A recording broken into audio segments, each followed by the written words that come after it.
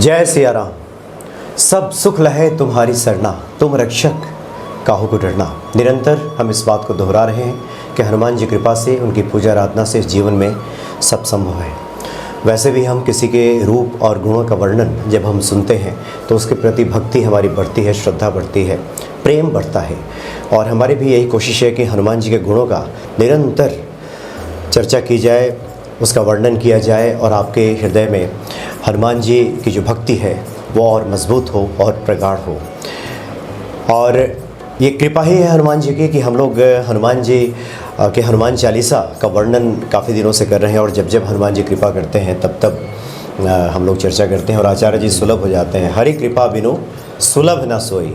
जब हरि कृपा हो जाती है तभी हम ईश्वर चिंतन, ईश्वर मनन, ईश्वर की चर्चा भी करते हैं। हमारे सामने उपस्थित हैं आचार्य सुरसेन ब्रिजवासी जी। आपका संबंध ब्रजमंडल से है और आप बहुत मर्मज्ञ हैं कथा के, भागवत कथा, राम कथा। और एक अच्छी बात, और ख़ास करके ईश्वर की चर्चा जब भी हो तो सब अच्छी ही होती है। जी कि आप निःशुल्क आप हनुमान चालीसा पे कथा करते हैं, जहाँ तहाँ कहीं भी, किसी भी गांव में, जहाँ कहीं भी आपका बिल्कुल, हाँ, जहाँ से भी आप पहुँच जाते हैं और 7 दिवसीय हनुमान चालीसा पे ही कथा करते हैं। 5 दिवसीय भी, 7 दिवसीय, 7 दिवसीय। हाँ। हालांकि जो वहाँ आयोजन होता है उसकी तो खैर रहती है, लेकिन आप अपनी तरफ से कुछ भी ऐसा नहीं करते कि अपनी बाबा के चरणों में सेवा है। के चरणों में। हालांकि ये भी उतना ही सत्य है कि जो ईश्वर के का चरणों का अनुरागी है, ईश्वर उसे छोड़ते भी नहीं है। जी जी। उसका योगम क्षेमम वहाम्यहम, योग और क्षेम की रक्षा स्वयं भगवान कृष्ण करने लगते हैं, हनुमान जी करने लगते हैं। तो हनुमान चालीसा का वर्णन लगातार आचार्य जी कर रहे हैं। आज की कड़ी में क्या बता रहे हैं आचार्य जी? जी, जो चर्चा जहाँ तक रही उससे आगे बढ़ते हैं। आइए एक बार सभी उस चौपाई को दोहराइए आप। राम दुआरे तुम रखवारे, होत न आज्ञा बिन पैसारे। राम द्वारे तुम रखवारे। साधारण शब्दों में देखा जाए तो बड़ा सीधा सीधा अच्छा अर्थ इसका निकलता है कि भाई जो राम जी का जो स्थान है वहाँ पर अगर किसी को प्रवेश पाना है तो राम द्वारे तुम रखवारे। तो वहाँ की जो रक्षा है या वहाँ का जो सिक्योरिटी सिस्टम है, सुरक्षा कवच है, वो हनुमान जी के हाथ में जिम्मे है। हाँ, उन्हीं का दायित्व है। हो तो न आज्ञा बिन पैसारे, और दायित्व इतना प्रबल है कि बिना हनुमान जी की आज्ञा के कोई भी उस परिधि को पार नहीं कर सकता, अच्छा राम जी तक नहीं पहुँच सकता है। तो ये इसका साधारण सा शब्द है, अर्थ है। दूसरा आप विचार करिए, राम द्वारे तुम रखवारे। तो दूसरा भावार्थ इसका बड़ा सुंदर है कि जहाँ प्रभु राम विराजते हैं, दुनिया का कोई भी ऐसा स्थान नहीं जहाँ प्रभु विराजे और सामने हनुमान जी न हो। क्योंकि आप जिस भी मंदिर प्रांगण में कहीं भी जाइए, जहाँ राम दरबार है वहाँ हनुमान जी निश्चित ही होंगे। और या ये कहिए कि राम दरबार पूरा ही तब होगा जब हनुमान जी वहाँ होंगे, विराज जाएंगे। जब तक हनुमान जी नहीं विराजेंगे तब तक राम दरबार पूरा नहीं होता। आप कहीं पर भी, आप जहाँ तक आपकी दृष्टि जाए वहाँ तक देख लीजिए। बल्कि मंदिर भी हमें लगता है पूर्ण तभी होता है जब हनुमान जी, हाँ, हनुमान जी विराजमान, हर मंदिर में हनुमान जी हैं। हनुमान जी विराजते हैं, हनुमान जी की ध्वजा पताका विराजती है मंदिर प्रांगण, तो उसका एक अलग प्रभाव और एक सकारात्मक ऊर्जा का संचार उस स्थान पर होता है। और जैसा कि राम द्वारे तुम रखवारे, तो अर्थात राम द्वारे में वैसे तो किसी को कोई भी रखवाली करने की आवश्यकता नहीं है, क्योंकि भ्रकुटी विलास सृष्टि लय हुई है। जिसके भ्रकुटी टेढ़े करने मात्र से सृष्टि का विनाश हो जाए, उस परमात्मा के आसपास कौन उसकी बिना इच्छा के आ सकता है या जा सकता है। लेकिन फिर भी चूँकि हनुमान जी एक सच्चे सेवक हैं और निष्काम सेवक हैं। हनुमान जी जैसे हम लोग ज़्यादातर सकाम सेवा करते वाले होते हैं कि हम इसलिए कर रहे हैं कि हमें ये कामना पूरी हो जाए, हम इसलिए कर रहे हैं कि हमारा यह कार्य सिद्ध हो जाए। लेकिन हनुमान जी ने जो सेवा की वो निष्काम भाव की सेवा रही। उन्हें मतलब उसका कोई प्रतिफल नहीं चाहिए था कि ऐसा नहीं कि मैं राम जी की सेवा इसलिए कर रहा हूँ कि मेरा नाम फैले, या इसलिए कर रहा हूँ कि मैं अजर अमर हो जाऊँ, या इसलिए कर रहा हूँ कि मुझे अष्ट सिद्धि नवनिधि, कुछ भी नहीं मांगा था। लेकिन निष्काम भाव से सेवा करने के बाद भी उन्हें उतना मिल गया जितना शायद हम लोगों को सकाम भाव के बाद भी नहीं मिल सकता। उसका कारण, उसका सबसे बड़ा कारण यही है कि हम जो मांगते हैं तो हमारी एक सीमा होती है, और वो जो देता है उसकी कोई सीमा नहीं होती। वो असीमित देता है और हम मांगते सीमित हैं। तो जब आपने सीमित पहले ही मांग लिया तो मिलेगा भी सीमित ही।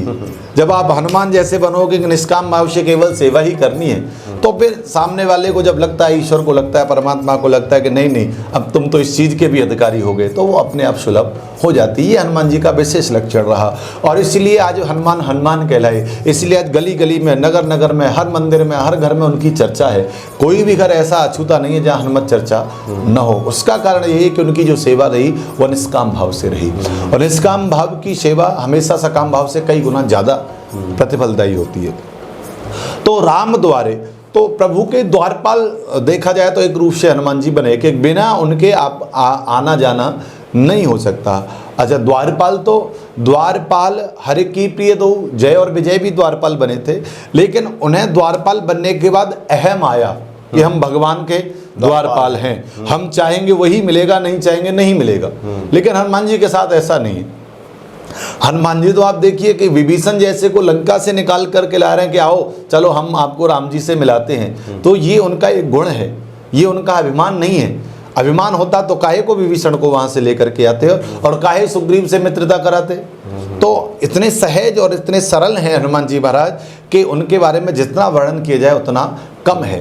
तो राम के द्वारपाल हैं, रक्षक हैं, लेकिन निष्काम भाव वाले हैं और साथ में अहंकार नहीं है, निरहंकार हैं। कोई भी अभिमान नहीं है किसी प्रकार का माने, क्योंकि हनुमान तो वही है जिसने अपने मान को मार दिया है, जिसने अपने मान को नष्ट कर दिया वही हनुमान है। तो दूसरा, हनुमान जो जी क्या है वो गुरु हैं, और जीवन में आप देखेंगे कि बिना गुरु के कुछ भी सुलभ नहीं होता है। और हनुमान चालीसा में आप खुद देखिए, बाबा खुद गोस्वामी जी कहते हैं, जय जय जय हनुमान गोसाई, कृपा करहु गुरुदेव की नाई। तो बाबा स्वयं कहते हैं कि जो हनुमान जी हैं वो गुरुदेव हैं। और जीवन में जब आप गुरु की आपके ऊपर कृपा हो जाती है, गुरु का संरक्षण आपको मिल जाता है, तो राम जी को मिलना बड़ा सुलभ हो जाता है, या ईश्वर को मिलना बड़ा सुलभ हो जाता है। दूसरे भाव में देखिए कि आप जब जाना चाहते हैं तो आप राम जी के द्वार तक तो जा सकते हैं, लेकिन राम जी के भवन के अंदर या उनके साकेत धाम के अंदर प्रवेश तभी मिलेगा आपको जब श्री हनुमान जी की आदेश आपको हो जाएगा। तो आप गेट तक तो जा सकते हैं लेकिन भेंट नहीं कर सकते। भेंट तभी होगी जब श्री हनुमान जी महाराज आपको अंदर जाने की स्वीकृति प्रदान करेंगे। अच्छा, दूसरी बात क्या है, जैसे हम लोग कहीं हमें विदेश जाना होता है, बाहर जाना होता है, दो चीज़ें बड़ी आवश्यक होती हैं हमारे लिए। एक तो हमारे पास पासपोर्ट होना चाहिए, और दूसरा जिस देश में जा रहे हैं वहाँ का वीज़ा लगना चाहिए, वहाँ की सरकार की स्वीकृति होनी चाहिए, तब आप विदेश में जा सकते हैं। तो ठीक उसी प्रकार से जो हम राम जी के पास जाना चाहते हैं तो गुरु रूपी पासपोर्ट और कृपा रूपी वीजा, गुरु और गुरु कृपा जब आपके पास होगी तो आप इन दोनों के सहारे और राम जी तक पहुंच सकते हैं। अर्थात गुरु कौन है? हनुमान जी। और कृपा क्या है, वीजा क्या है? वो हनुमान जी की महती कृपा, उनकी करुणा। अगर ये आपको दोनों सुलभ है, हनुमत और हनुमत कृपा, तो आपको राम जी के दरबार में प्रवेश मिल जाता है। और हनुमान जी ऐसे जौहरी हैं कि वो परख लेते हैं कि कहाँ राम का भक्त है और उसे कहाँ से ले जा करके राम के दरबार में पहुँचाना है, और परख करके राम भक्त को हनुमान जी महाराज तुरंत राम जी के सन्मुख पहुँचा देते हैं। आप भक्ति भले ही हनुमान जी की करिए, भले ही उनको भजिए, लेकिन जब उन्हें लगता है कि समय अनुकूल है और यह राम के चरणों में जाने के लिए योग्य हो गया है, तो हनुमान जी स्वयं कृपा करके और उस जीव को राम जी के चरणों में पहुंचा देते हैं या उनको सुलभ करा देते हैं। तो ये बड़ा क्लियर हो गया कि राम जी से मिलना है तो पहले आपको हनुमान जी को प्राप्त करना होगा। और ये हम त्रेता द्वापर सतयुग की बातें नहीं, कलयुग की बातें कर रहे हैं। और कलयुग में भी ज़्यादा पहले की बातें नहीं, 500 साढ़े 500 साल पहले, जिस समय गोस्वामी जी तुलसीदास जी आए। तो गोस्वामी जी तुलसीदास जी आए तो उनसे, तुलसीदास जी से राम जी का जो मिलन हुआ, उसका मुख्य जो भूमिका रही वो श्री हनुमान जी महाराज की रही। क्योंकि राम जी का दर्शन तुलसीदास जी कभी कर ही नहीं पाए। जब कर नहीं पाए तो बड़े परेशान, हनुमान जी ने बिठा दिया चित्रकूट के घाट पर कि आप यहीं राम जी मिलेंगे। तो उन्होंने कहा मिल गए, आ गए और चले गए, उन्हें पता भी नहीं चला। तो हनुमान जी ने कहा आप राम जी से मिले नहीं? बाबा ने कहा कि मुझे तो दिखाई नहीं दिए, मिलता कहाँ से?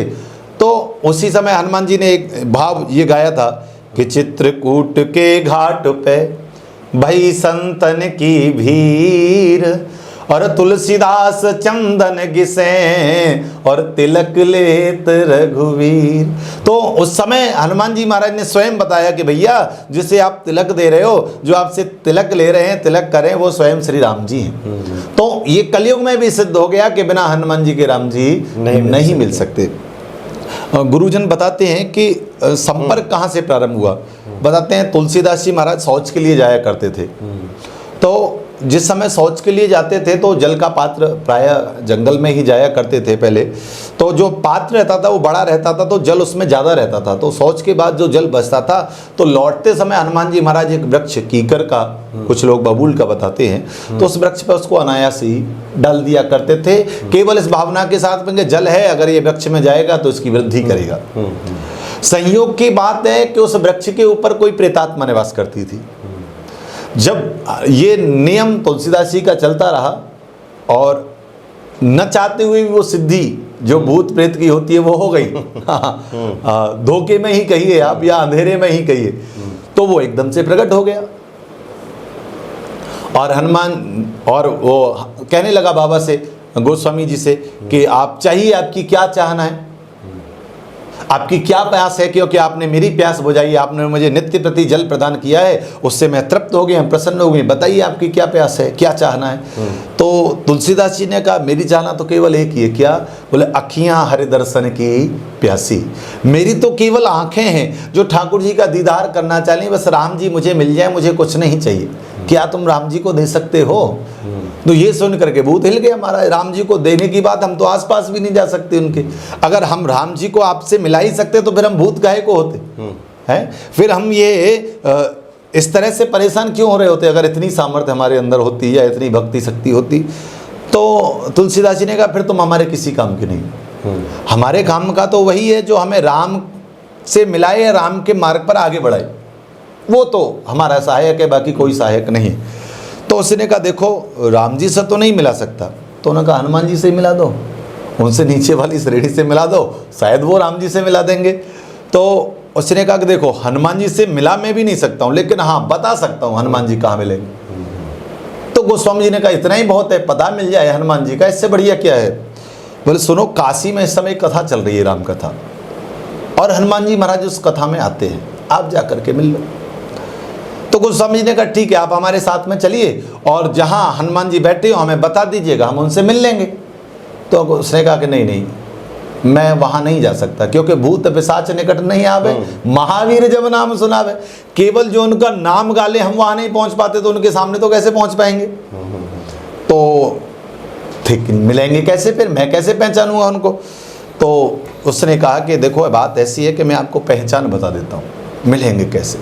बोल बिल्कुल ही साधारण स्वरूप में होंगे वो, और मुख्य पहचान ये है कि सबसे पहले आएंगे और सबसे बाद में जाएंगे। राम कथा विश्राम के बाद जाएंगे, राम कथा प्रारंभ होने से पहले आएंगे।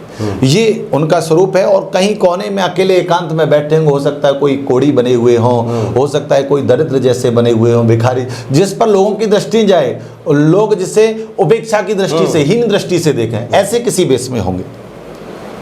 तो बाबा ने कहा कि ये तो ठीक है, अच्छा है। दो गोस्वामी जी वहाँ सबसे पहले पहुँच गए। जैसे 3 बजे कथा शुरू होनी तो वो अपना 1 बजे पहुँच गए। और वहाँ जो सबसे पहले व्यक्ति आया तो देखा महिला कुचले कपड़े, कोट टपक रहा है, कंबल सा लपेटे हुए कोने में आकर के बैठ गया। अब देखते रहे, पूरी कथा हो गई, सब लोग चले गए। जब कथा विश्राम हो गई, आरती होगी, तो उसके बाद में वो जाने लगे। तो हनुमान जी ने को पकड़ लिया गोस्वामी जी ने कि आप मुझे राम जी का दर्शन कराइए। तो बाबा ने कहा अरे अरे कौन हो भैया तुम, मैं तो कथा सुनने के लिए आया हूँ। तो वो सब चर्चा रही, तो मतलब संबंध इतना स्थापित कर लिया गोस्वामी जी ने कि उन्हें मानना पड़ा कि हाँ मैं हनुमान हूँ।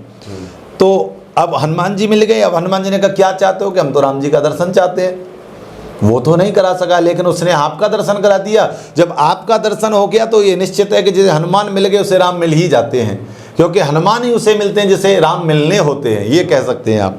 तो उस कार्य को सिद्ध करने के लिए हनुमान जी ने उन गोस्वामी जी की बात को रखने के लिए जब उन्होंने कहा कि नहीं मुझे तो राम का दीदार करना है, दर्शन करना है, कहाँ मिलेंगे, कैसे मिलेंगे, आप बताइए।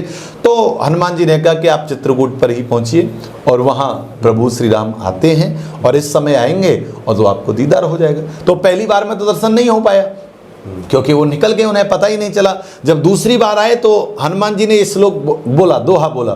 तो जैसे ही दोहा बोला तो पहचान गए श्री तुलसीदास जी महाराज के यही प्रभु हैं, और प्रभु का उस समय तुलसीदास जी को दीदार हुआ। तो ये बात बड़ी प्रसिद्ध है, और कलयुग में भी ये बात सिद्ध है कि जिसके ऊपर हनुमान जी चाहें उसको राम जी का दर्शन सुलभ है, आज भी सुलभ है, कलयुग में भी सुलभ है, और कलयुग के बाद अगर आज की कोई बात करता है तो आज भी सुलभ है। लेकिन आपका भाव, आपकी भक्ति, आपकी प्रबलता इस प्रकार की होनी चाहिए कि आपकी लगन ऐसी हनुमान के साथ में लगे कि आप और हनुमान में कोई भेद न रहे। जब आप और हनुमान में कोई भेद नहीं रहेगा तो हनुमान के माध्यम से राम भी आपको सुलभ है, पहली बात जी। दूसरी बात, राम द्वारे तुम रखवारे हो तन आज्ञा बिन पैसारे। तो दूसरी बात यह है कि राम जी को मिलना है, तो सबसे बड़ी बात यह है कि अगर आपको राम जी को मिलना है तो पहले हनुमान जी को मिलना पड़ेगा, ये क्लियर हो गया। अच्छा, देखिए आज के समय में और बाबा के समय में बड़ा फर्क था। बाबा गोस्वामी ने भूत से राम को मांगा, और आज का समय ये है कि हम हनुमान हो या राम हो उनसे भूत मांगते हैं। भूत अर्थात भौतिक सुख, गाड़ी चाहिए किसी को बंगला चाहिए, किसी की कोई कामना है, ये सब वो कामना है, नश्वर कामना है जो क्षीण होने वाली हैं, जो कल भूत हो जाने वाली हैं, जो चिरस्थायी नहीं है, जिनका आज नहीं तो कल नाश होना ही होना है। तो गोस्वामी जी कहते हैं कि जब हम भूत से राम को मांग सकते हैं और भूत के माध्यम से राम मिल सकते हैं, तो वो प्राणी किस प्रकार से अपने मार्ग से कुमार्ग की तरफ जा रहे हैं कि वो राम से भूत मांग रहे हैं। और दूसरी बात यह है कि जब राम आपको मिल गए या हनुमान आपको मिल गए तो सारे भौतिक सुख सुविधाएं आपके अनुकूल हो गई। जैसे मैंने पहले भी एक बार शायद बताया था कि कोई राजा था, उसने निश्चय किया कि मेरे दरबार खोल दिए जाएं, भंडार खोल दिए जाए, और उस भंडार में जो जो सामग्री को जो व्यक्ति छुएगा वो उसकी हो जाएगी। तो एक छोटी सी कन्या, जिस समय हुआ भंडार खोला गया, तो वो छोटी सी कन्या उस राजा की ओर आने लगी। तो राजा ने कहा कि बेटा इधर नहीं आना है, तुमको उधर जाइए, जिससे छुओगे सब तुम्हारा हो जाएगा। लेकिन कन्या ने नहीं सुना, और कन्या ने आकर के राजा को ही छू लिया, पकड़ लिया। तो राजा ने कहा बेटा मुझे मत पकड़िए, वहाँ पकड़िए। उसने कहा महाराज आपने कहा है कि जिससे छुओगे वो आपका हो जाएगा, तो मैंने आपको छुआ, इसका मतलब आप मेरे हो गए। जब आप मेरे हो गए तो आपकी सारी संपत्ति भी तो मेरी हो गई।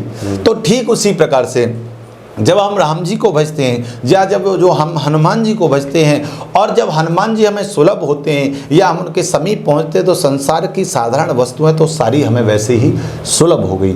और दूसरी बात क्या होती है कि एक और बात ये होती है कि चूँकि हम साधारण संसार के साधारण प्राणी हैं, ना तो हम लोग कोई बहुत पहुँचे हुए संत हैं, ना कोई हमारे अंदर ऐसी कोई दैवीय स्वरूप है या दैवीय प्रभाव है जिससे हम इन सब चीज़ों से दूर हो जाए। व्यक्ति का संसार के साथ जुड़ा रहना ये स्वाभाविक गुण है, चाहे वो पुत्र के प्रति प्रेम हो, चाहे पत्नी के प्रति प्रेम हो, चाहे और भी परिकर में जो भी हो उन सब से, तो ये साधारण है और इसे एकदम से हटाया भी नहीं जा सकता है, कोई चाहे तो नहीं दूर कर सकता। ये स्वाभाविक है मन के अनुसार, क्योंकि मन हमारा शुरू से ही इसमें लगा हुआ है। अगर मन इसमें नहीं लगा हुआ तो शायद इसमें नहीं होता, क्योंकि संसार में बहुत सारे लोग होते हैं लेकिन हर किसी के साथ हमारा मन नहीं जुड़ता है। उसी किसी को कोई परेशानी हो, कष्ट हो रही है, तो एक मानवता के नाम पे तो आपको दुख हो सकता है, लेकिन उतना दुख नहीं हो सकता जितना किसने अपनी आत्मीय के साथ में दुख होता है जी। तो उसके भाव क्या है कि आप भले ही आज कुछ कामना कर रहे हो, लेकिन जिस समय आप राम जी के समीप पहुंचते हैं या हनुमान जी के समीप पहुंचते हैं, तो शास्त्र कहता है कि उस समय आपकी जो ये लौकिक कामना है वो अपने आप नाश हो जाती हैं। किस प्रकार से? जैसे रात्र का घोर अंधियारा है, खूब प्रयास किया आपने, अंधकार नहीं छटा, लेकिन जैसे अरुणोदय हुआ, सुबह सूरज की लालिमा निकल करके आई सूरज उगने से पहले, तो उसके बाद आपका सारा अंधकार नष्ट हो जाता है। ठीक उसी प्रकार से जब आपके जीवन में हनुमान जी के उदय होने की लालिमा, राम जी के उदय होने की लालिमा जब आपके जीवन में आती है, तो संसार की जितनी कामनाएं, जितनी तरंगें ये हिलोरे मार रही हैं, वो सब की सब अपने आप नष्ट हो जाती हैं, और उन सब के बीच में से ही आपको वो स्वरूप दिखाई देता है जिसमें जाकर के आप समा जाते हैं और आपका जीवन एक शांत हो जाता है। क्योंकि संसार में कहा जाता है कि जिसने भगवान को नहीं देखा और जिसने भगवान को देखा उसमें कोई भेद नहीं। फर्क क्या है? अगर आपने भगवान को नहीं देखा तो आप उसके बारे में नहीं कुछ कह सकते, लेकिन संत और शास्त्र कहता है कि जब आपने भगवान को देख लिया तो आप उसमें इतने लीन हो जाते हैं कि आपको दुनिया के कहने के लिए समय बचता ही नहीं है, या आप दुनिया को कुछ कह ही नहीं पाते हैं। बहुत सारे संत महात्मा जिन्होंने ईश्वर का दर्शन किया और उसके बाद वो मौन हो गए, कभी बोले ही नहीं, कहने की आवश्यकता ही नहीं पड़ी, या उनकी जिह्वा ही शांत हो गई, मतलब वो कभी बोल ही नहीं पाए। ऐसे बहुत सारे संत गुरु लोगों के आशीर्वाद से हम लोगों ने दर्शन किए हैं, मिले हैं। तो मतलब उनका पहुंचने का जो लेवल था वो वहां पहुंच गया और उसके बाद उन्हें अब कुछ नहीं चाहिए, या दुनिया से उन्हें कोई लेना देना नहीं है। तो ये महिमा तब प्रारंभ होती है जब आपके ऊपर राम जी की कृपा से पूर्व हनुमत कृपा होती है। तो हनुमत अनुग्रह होना जीवन में आपके बहुत आवश्यक है, क्योंकि हो तन आज्ञा बिन पैसारे है, बिना उनकी आज्ञा के आपको वहां पर प्रवेश नहीं मिल सकता है। और आज्ञा देने में भी हनुमान जी, गुरु लोग कहते हैं कुछ चीज़ों की परख करते हैं कि वो चीज़ें आपके अंदर हैं अथवा नहीं है। अगर वो आपके अंदर हैं तो ही आप वहाँ से आगे जाएंगे, अगर नहीं है तो आप आगे नहीं जा सकते। जैसे कि सबसे पहले क्या है, राम को धर्म कहा जाता है, रामो विग्रहवान धर्म। अगर आप धर्म खोजने जाएं तो आपको कहीं जाने की आवश्यकता नहीं है। शास्त्र कहता है साक्षात राम ही धर्म है, राम से अलग कुछ भी धर्म नहीं है। रामो विग्रहवान धर्म, साक्षात जो रूप है राम का वो धर्म का है। हाँ, तो पहली बात हनुमान जी कहते हैं कि जो अधर्म से दूर रहे वो राम के पास जा सकता है। अगर आप अधर्म के साथ हैं, आप बुराइयों के साथ हैं, तो आप कभी भी और उस धर्म के मार्ग पर नहीं जा सकते, धर्म से नहीं मिल सकते, अर्थात राम से नहीं मिल सकते। पहली बात, आप धर्म के मार्ग पर होने चाहिए, अधर्म पर नहीं होने चाहिए। दूसरी बात, राम सत्य संकल्प प्रभु, राम को सत्य कहा गया है। अगर सत्य है तो राम है, राम सत्य है, बाकी सब नश्वर है, नाशवान है। तो राम सत्य है, अर्थात आप अपने जीवन में सत्य के साथ जुड़े हैं अथवा नहीं जुड़े हैं। जीवन में जब आप सत्य के साथ जुड़ते हैं तो आप सत्यवेत्ता प्रभु राम से मिल पाते हैं। जीवन में सत्य के साथ हम जुड़े हैं, इसका हमें कैसे अनुभव होगा? देखिए, बोलता तो हर कोई है, वचन तो हर किसी के हैं, लेकिन वचन जब सत्य वचन हो जाए तो आप समझिए कि आप राम के मार्ग पर चल रहे हैं। आपके वचनों में सत्य सब जुड़ गया तो आपके वचन वचन नहीं रहे, फिर सत्य वचन हो गए। आप कर्म कर रहे हैं, कर्म तो हर कोई करता है, लेकिन कर्म के साथ में जब सत्य जुड़ जाए तो क्या हो जाता है? सत्कर्म। जब आपके कर्म सत्कर्म हो जाएं, जब आपके वचन सत्य वचन हो जाएं। और दूसरी बात, पुरुष तो दुनिया में बहुत सारे हैं, लेकिन लोग आपको इस भावना के साथ देखें कि उन्हें लगना लगे आप पुरुष नहीं सत्पुरुष हैं। आपकी क्रियाओं से, आपकी भावनाओं से, आपके कर्मों से उन्हें ऐसा अनुभव हो कि नहीं नहीं आप तो सत्पुरुष हैं, आप तो सत्य के मार्ग पर चलने वाले हैं, तो समझिए कि आप राम की ओर आगे बढ़ रहे हैं। आप गुरु तो बहुत सारे आपको जीवन में मिलते हैं, लेकिन जीवन में कोई सतगुरु आपको मिल जाए तो समझिए कि आप राम की ओर बढ़ रहे हैं, आप हनुमान की ओर बढ़ रहे हैं। हनुमान जैसा जीवन में कोई सतगुरु आपको मिलता है तो समझिए कि आप राम के समीप में पहुंच पा रहे हैं, क्योंकि सत्य जो है वो राम है। और जब सत्य आपके जीवन में, आपके वचन के साथ में, आपके कर्मों के साथ में, आपके मन के साथ में जब सत्य जुड़ जाता है तो आप समझ लीजिए आप राम की ओर अग्रसर हो रहे हैं। दूसरी बात, निंदा, पीठ पीछे निंदा, ये बहुत बड़ा दंभ है। शास्त्रों में दो चीज को दंभ कहा गया है, एक तो सामने बैठ करके प्रशंसा करना, यह भी दंभ का सूचक है, और एक पीठ पीछे निंदा करना, यह भी दंभ का सूचक है। कोई भी व्यक्ति, अगर कोई बात चली है तो थोड़ा बहुत बात आती है तो वो अलग बात है, लेकिन कोई अकारण ही और अनायासी किसी दूसरे व्यक्ति की बार बार प्रशंसा कर रहा है तो इसका मतलब क्या है? इसका मतलब स्वार्थ सिद्धि वो चाहता है, इसका मतलब वो दंभ कर रहा है, दिखावा कर रहा है, उसे अपने किसी कार्य की सिद्धि करानी, इसलिए प्रशंसा कर रहा है, तो इसको दंभ की श्रेणी में लाया गया।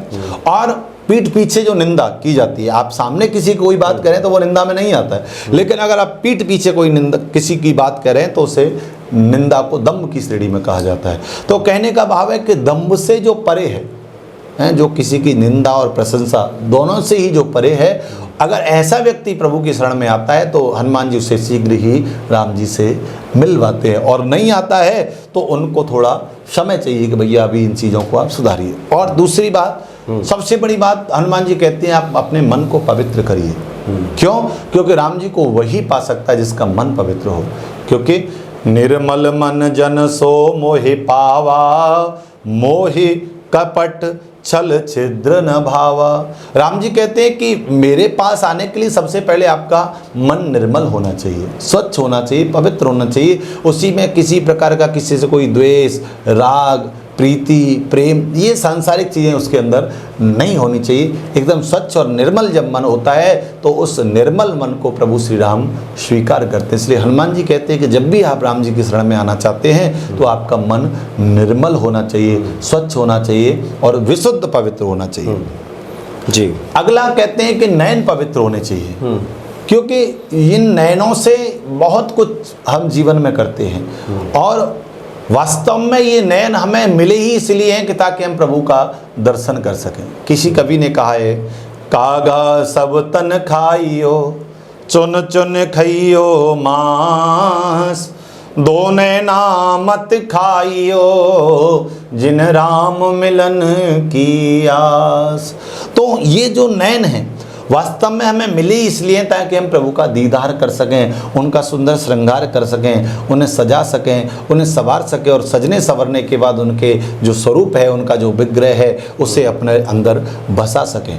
हृदय में अगर आपको कोई चीज़ बसानी है तो वो आँखों के माध्यम से आप बसा सकते हैं। ये आँखें आपको इसीलिए मिली हैं ताकि आप प्रभु के स्वरूप को देखें और जो स्वरूप आपने देखा उस स्वरूप को देखने के बाद उसको अपने चित्त में, अपने हृदय में उतार सकें। उसको जैसा आप सामने देख रहे हैं वैसा ही अंदर अपने बसा सके, उतार सकें। इसी के लिए आपको नयन मिले। तो इसलिए हनुमान जी कहते हैं कि जो नयन है वो आपके पवित्र होने चाहिए। पवित्र अर्थात वो नयन आपके जो है राम पिपासु होने चाहिए, राम को देखने वाले होने चाहिए, उनके लिए लालायत होने वाले चाहिए, दुनिया को देखने वाले नहीं होने चाहिए। क्योंकि जो दुनिया देखेगा उसे राम नहीं दिखेंगे और जो राम को देखेगा उसे दुनिया देखने की जरूरत ही नहीं। हाँ, जरूरत ही नहीं, दिखेगी ही नहीं, उसे दुनिया में राम दिखेगा। फिर सिया राम में सब जग जानी होगा साहब। जिस समय आप राम को देखना शुरू कर देंगे उस समय गोस्वामी जी की चौपाई आपको याद आएगी, सिया राम में सब जग जानी, करो प्रणाम जोर जुग पानी। तो उस समय आपका दुनिया का प्रत्येक व्यक्ति, प्रत्येक जीव आपके लिए राम हो जाएगा। हनुमान जिस समय गोस्वामी जी बैठे हुए थे और ग्रंथ की रचना कर रहे थे तो उस समय उनके समीप में और स्वान, कुत्ते को कहते हैं, वो आया और चपाती जो बनाई थी राम जी की प्रसादी के लिए उसे लेकर के भागने लगा।